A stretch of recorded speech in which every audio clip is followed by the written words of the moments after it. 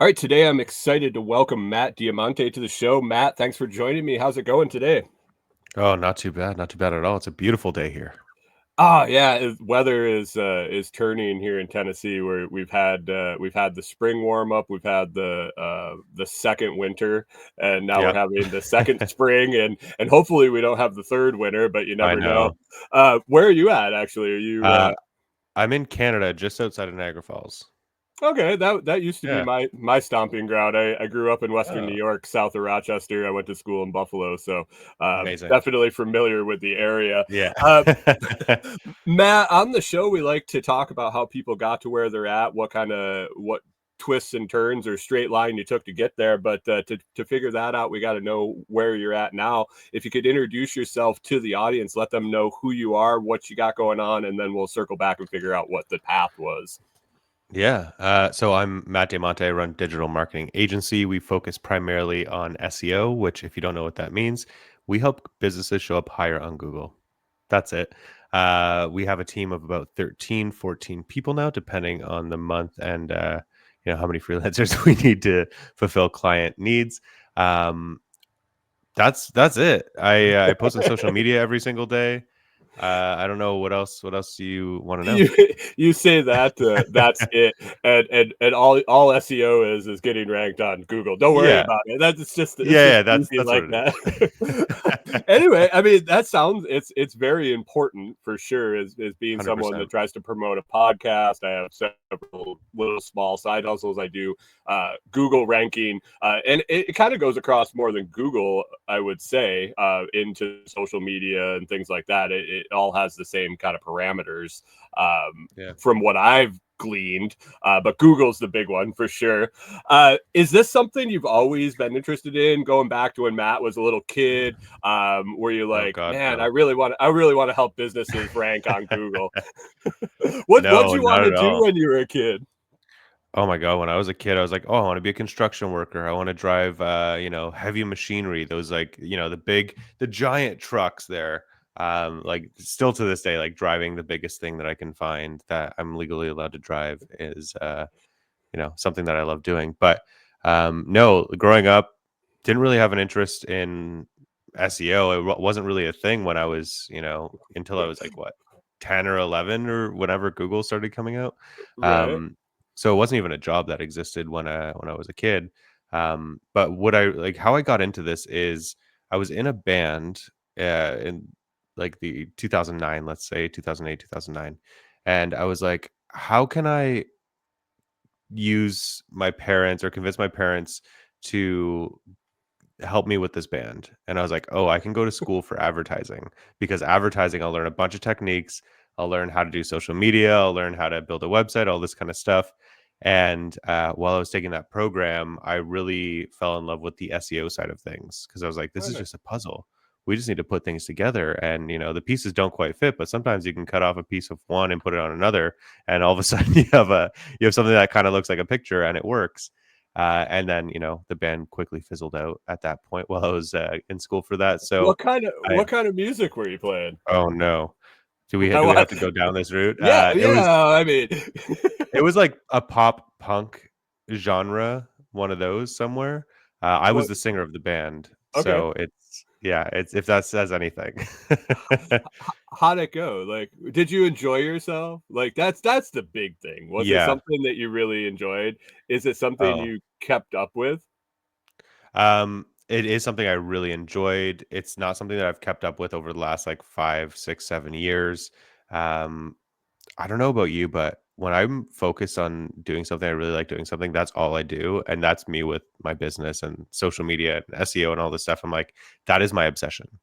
Okay. And for Okay. years, it was playing guitar and being in a band and, trying to get shows and trying to get more people to shows and all that kind of stuff.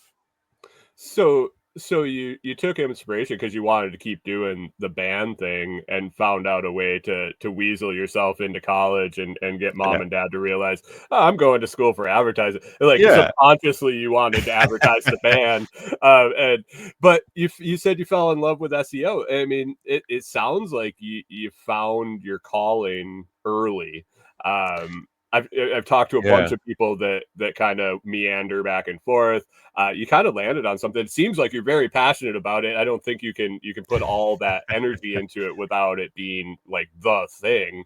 Yeah. Um, so you went to school for advertising. When Mhm. you got done with school, did you just kind of go out on your own, or did you Oh, take a no. more typical find a job and Find a job. I moved from a small city called Windsor, Ontario, to Toronto, which is the biggest city in Canada. I call it New York Junior because it really feels like New York, and I mean they shoot a lot of TV shows and pretend it's New York there, but it's safer. It's like New York without the guns, basically. And yeah, anyways, so I moved there. I got a couple internships, worked, at bigger companies, bigger agencies, and I was doing social media because it's like social media is like where I want to be. It's like fun, you get to take pictures, you get to write posts and all this kind of stuff. And I quickly grew to absolutely hate it. I actually quit advertising in like totally. I stopped doing it. I quit. I went to my buddy he's a filmmaker. He was shooting an indie film and he was like, "Yeah, we can pay you like $500 a week if you want to come." What was it's like assistant production coordinator or something like that, production coordinator. And I was like, "Yeah, I'll do that. I don't know how to do it, but I'll figure it out." So I nice? did that and then I like worked in commercials. Like I drove trucks around on commercial sets for like 6 months or a year, but while I was doing that, I always kind of had a client or two on the side. Mm. So I'd bring my laptop, I'd drive the truck there, unload it, do whatever they need to do, have my walkie-talkie on me in case they needed me. But then I would hotspot in the truck on my laptop and do some work and kind of, double dip.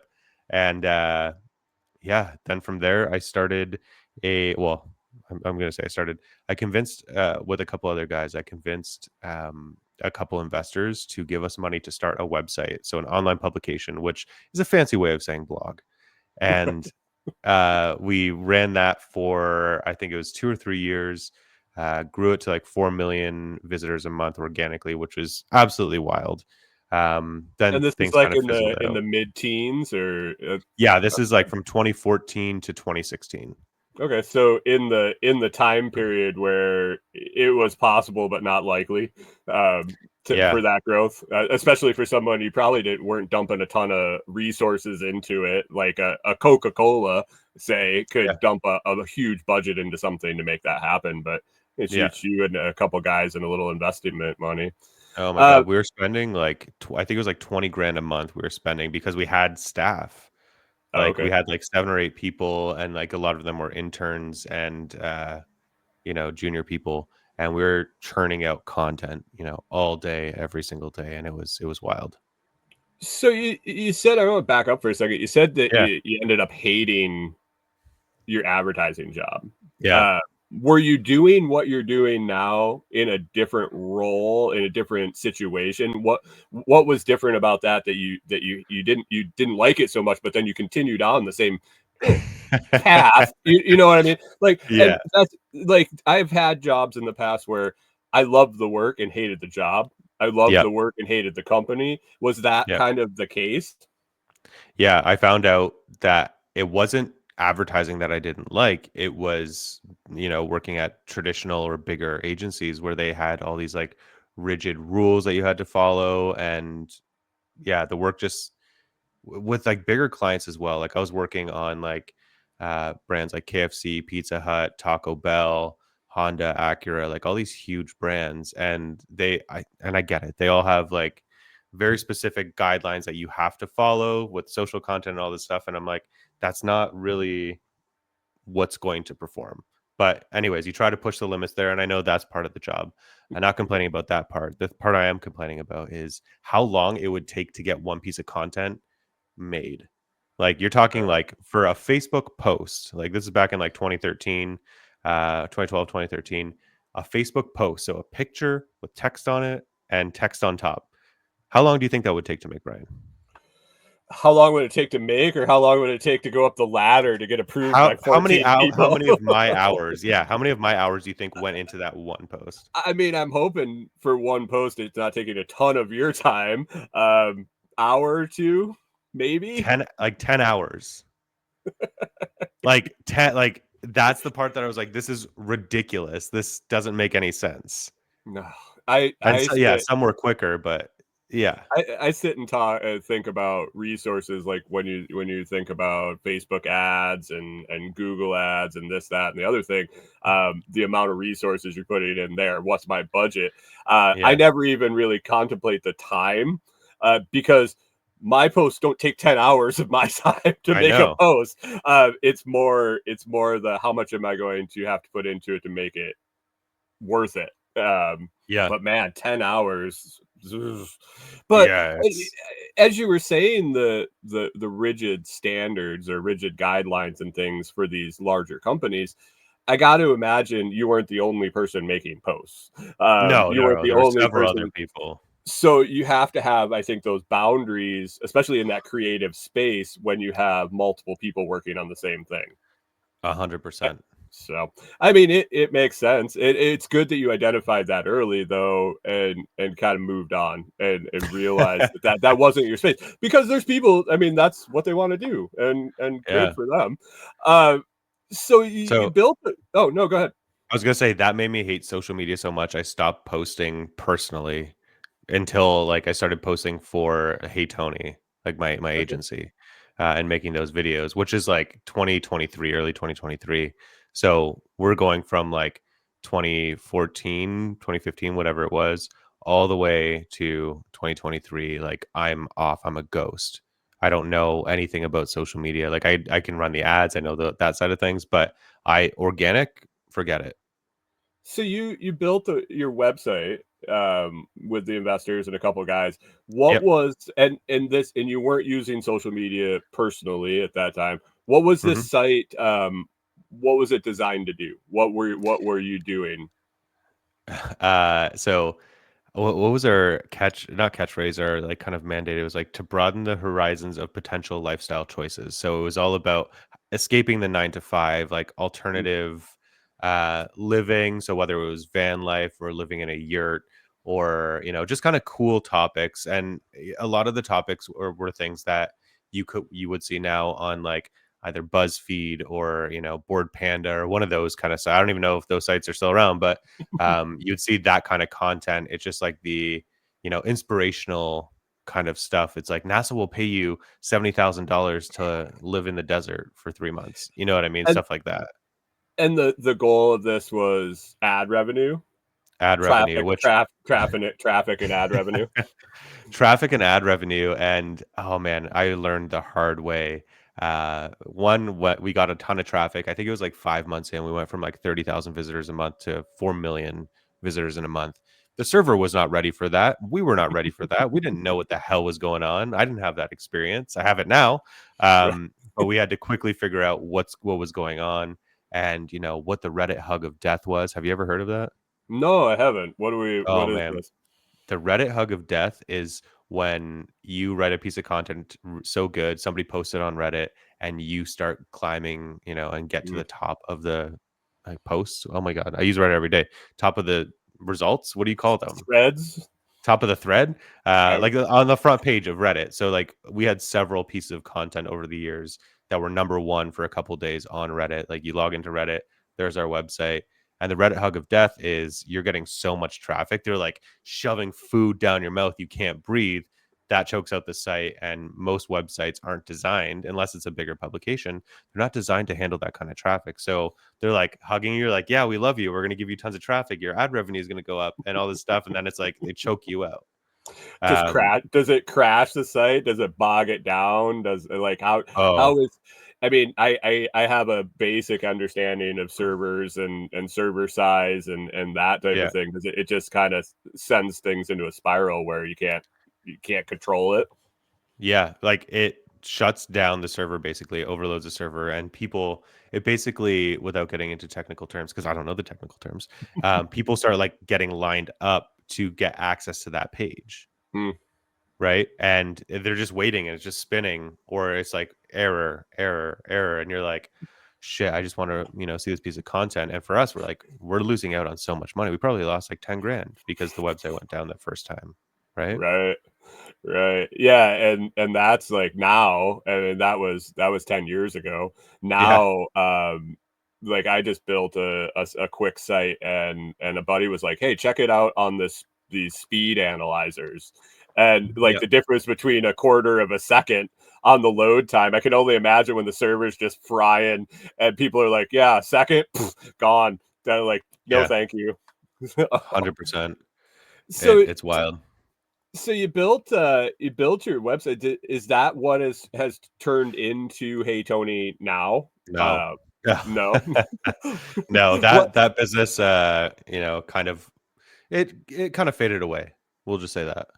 Okay. Okay. So where did you go from there? So from there, I was like, you know what? I did like the small startup investment thing and, struggled for a couple years. And like also the investors weren't paying me. Like we got like quote unquote equity in the company, which means my credit card was like $12,000 in a year. Because I was using it to like pay rent, buy food, buy beer, anything that anything that I could do. Right. Um, so by the end of that, I was like, man, like I just need a stable something. And so I started looking for anything like back in the traditional space. I'm an idiot. I don't learn from my mistakes sometimes. I go back to the traditional space and I'm like, what, I'm going to ease in. I'm going to take a 6-week contract. Somebody's on mat leave and they're looking for a full-time person. So they just need somebody to cover in the interim. I did that. I think it was 2 days at this big agency. I convinced them to pay me like $50 an hour, which was sweet. I was so rich at that time, or I felt so rich. Um, so they're paying me $50 an hour. The second day there, already made like $800, right? Yeah, that's like Right. $800 in 2 days. And I'm like, I hate this so much. This is so soul sucking. It's draining. It was a very different job than I was doing before. I was like, this is the worst thing. I don't know how people show up every day and they're happy to do this. I mean, good for them that they They're are, but probably not not for me. happy to do Yeah. it. So I was outside, uh, sitting on a picnic table, and at the time I was smoking. So I was chain smoking cigarettes, just like not wanting to go back in after lunch. I was like, I need to get the hell out of here. So I was like, I'm gonna Two do the days. 6 weeks. Yeah. Yeah, yeah. That like is it a me? Like am I the problem? um, so I was like, I call my buddy and I'm like, listen, like he lives out in LA, and I was like, can I like come spend a month with you in like 6 weeks? And he's like, yeah, man, absolutely. So I was like, perfect. Like now I'm working towards something. I'm gonna leave this. It's gonna be fun. And then I call my other buddy who's in Banff in Alberta in Canada, and I was like, hey, can I come spend a month with you in like 2 months? And he's like, yeah, absolutely. So I basically booked a 2-month trip. I spent like the 10 or 15 grand or whatever that I made during those 6 weeks. Uh, on and like didn't pay tax on it or anything like that. I was like, you know what, that's a future me problem. Right. And then I just traveled for like 2 months, hung out with buddies, like had a bunch of new adventures, made memories, made new friends, all that kind of stuff. And yeah, that's how much I hated the traditional space. I mean, there's a lot to be said for that, taking that time though. I mean, there was probably a lot of inspiration that hit you in the noggin while you're out doing nothing. I find that 100%. when I can slow down enough to stop thinking about everything in my head, I really come up with a lot of stuff to put in my head. Yeah. So Oh my God. so It's just, yeah, you took a trip to LA and you took a trip to Alberta. I got friends in Alberta. I mean, like, amazing. got a tie into that area, but, Yeah. uh, so you just hung out for a couple months. Did you get inspired? I mean, I did and I didn't at the same time. Like I didn't really know what I was going to come back to because I didn't have a job lined up. I didn't have any like I usually had a client or two on the side, $500 a month or whatever it was, but at the time like I had nothing. I was like I got 10, 15 grand. I'm good. I'm good for a while. I spent all that money in those 2 months and I came back and I had exactly enough money for 1 month of rent in Toronto, and I was like, fuck, like what am I going to do? And luckily, I got a client who was paying me $1,500 US per month, so that was like, about 2 grand a month Nice. Canadian, and I was like, oh, sweet, okay, like now I'm good, and I worked with that client for many years. Often overworked for that client and didn't get paid What are enough. you doing? What so on a monthly basis, so for 2 grand Canadian, Yeah. on a monthly basis, what were you doing for this Oh my client? god. I don't want to get into the exact details because Well, it you're might reveal right. who it Yeah. is, but like I was running oh my God, I was writing content for them. I was Okay. running all their ads. I was writing blog posts. I was managing the website. I was rebuilding pages on the website. I was running their Google ads. Um, You were a one they man show on this department, or did you have I a was doing no, it was legit me. And I was also doing all their email marketing and so, like all their socials as well. So I was doing literally all like 5 jobs. And it helped them grow significantly. It was like absolutely insane, but I learned a lot because I was just like, yeah, I can do all of that stuff. And like some of it I could do really well. Other parts of it, I was like, I'm just going to learn how to do this because I know how to do this other fake stuff. it till you make it? It's better than what Make they it were till you make doing it. now. Well, yeah, and like for the price that they're paying me, I'm like, yeah, I don't need to know everything. But with that one client, like I really was able to cut my teeth and really figure out, okay, like here's how everything ties in together. Here's, how to create a funnel and here's what a funnel is and all that kind of stuff. So you were self taught in a lot of the nuances of what you're doing now, Yep. through faking it till you make it, Yeah. understanding the concepts and learning on the fly. Yeah. Well, even with the publication, like the server crashing, you have to figure out real quick what to do in that situation and who to call. Right. Yeah. Yeah, if you're not paying a tech team, to do your website, to do all of this stuff, Yeah. when you wake up in the morning and you have 14 emails that is like your site monitor saying your site's down, Oh, you get what's a site monitor? We didn't have site monitors. I Like I get these got, yeah. I get emails that is like, "Your site's down, your site's still down, your site's still down," and I'm like, Yeah. what Then you go to look at it and it's like your site's back up and you're like, okay, what was the what was it? problem? What was it? And then I look and, oh, you had 4 visitors. Son of a Yeah. You're like, damn it. What the hell? So you took on a client because you had to. It turned Yep. out to it seemed like it was a good choice and a good fit for you long term. Maybe not. They probably didn't compensate you as much as you're worth, but you did No. get a lot of education out of it. Is this kind of what spurred you into realizing that you had to do it on your own? Like you had to do your own thing. Yeah, I mean, like, ever since that first, I guess the first agency job that I had where I quit and, went into film, and then the second agency job, the 6 weeks where I was like, this is, I need a vacation already on day two. Since then, I was like, you know what, doing something on my own, making my own rules, making my own time to work during the day, like choosing when I work and when I don't work. That's what I really, really need because sometimes, you show up, you sit down at your computer or go to your job, whatever. You're like, I'm not inspired. Like, I don't feel inspired. I don't feel like I want to do this. And yes, there is the discipline of like sitting there until you feel like doing it. And even if you don't feel like doing it, just working on something, here and there. But there's certain times of the day where I can get 8 hours of work done in like 2 hours. And I don't want to sit there for 8 hours and, do 2 hours of work. Right, right. Right. Well, I think you in your space too, creativity is key. Yeah. Having those sometimes it's just not there. Sometimes it's there at 2 in the morning today. Sometimes it's there at 11 in the afternoon, 11 in the morning the next Yeah. day. I totally get your needing to find your groove, and you don't Yeah. do that when you're working for someone else, unless you have a really, really good boss Yeah. that understands that. Uh, was there ever a point where you're just like, I'm gonna pick up clients and freelance and just do it as needed, or how did you spin this into an agency?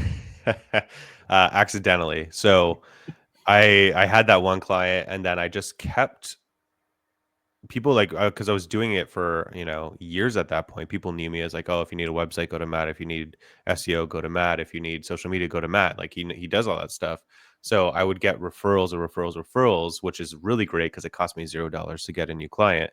Um, but eventually I had too many clients. I was Mhm. working 12, 14 hours a day. I couldn't keep up. I was having panic attacks. My wife, who was my girlfriend at the time, was like, "What are you doing? Like, hire somebody. You need help or get rid of some clients." I'm like, "But I like money. Like, I need the money." Um, Right. uh, so I hired somebody. And do you have employees? I Have do you ever hired not. I somebody? can't. I can't. Like this is my roadblock is Yeah. I need to do it myself. And I was going to ask you that. Like, how was it trusting someone to do something you're putting your name on?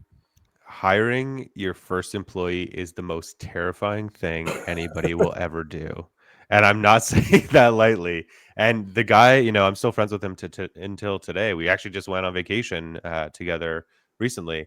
And it's like, okay, well, firstly, there's the financial commitment. You're like, okay, I'm making 10 grand a month. I'm working 14 hours a day, whatever. But now I'm going to be making, let's say, 7 or 6 grand a month because you have to pay tax when you hire somebody if they're not a freelancer. So it's like, okay, I'm making 6 grand a month and I'm still working all those hours because I have to train this person until they're up to speed. And hopefully they do the job as good as me. But I realized nobody's ever going to do something exactly the way that you would do it.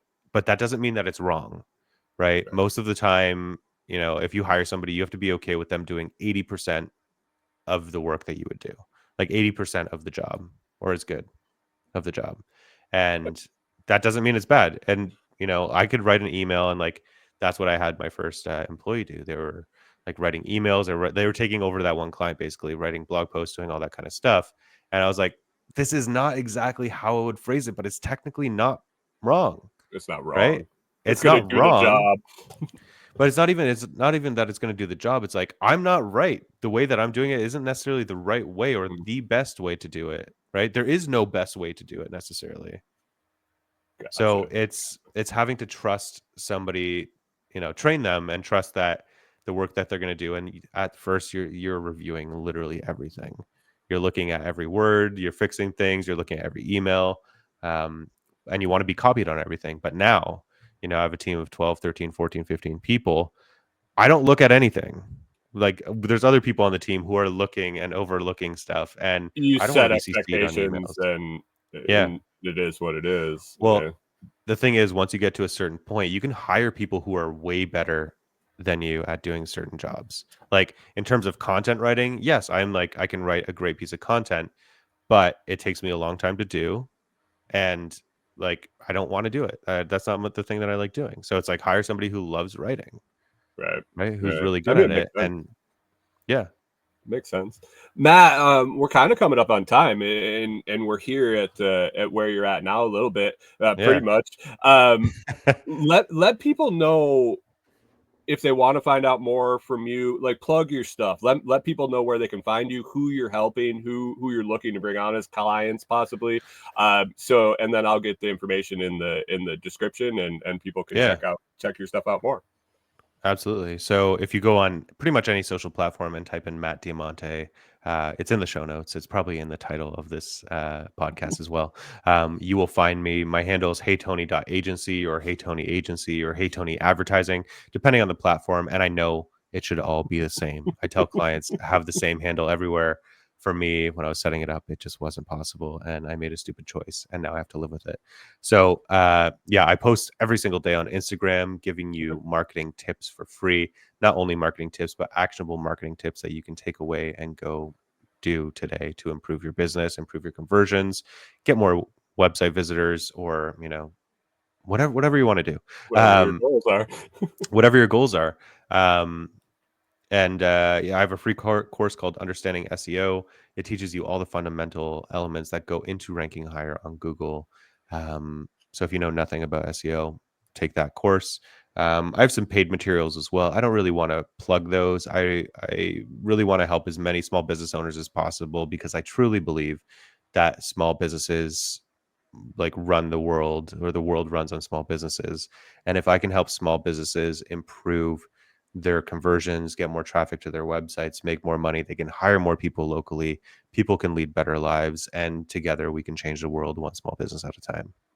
Awesome, man. That I mean, that's putting value out there, and I talk about that on the show a lot. Is the value for value ethos, and putting value out there. It always comes back. I mean, tenfold. Maybe 100%. not monetarily. Maybe it's a good break or whatever it is. But man, I appreciate you putting that stuff out there. I'll get the link to that course. I know a lot of people listen to this are trying to spin up businesses, and I think it'll be a huge benefit to them. Matt, I appreciate you being here. I encourage everybody to check out your stuff, and we'll talk to you soon. Thank you, Brian. Appreciate you.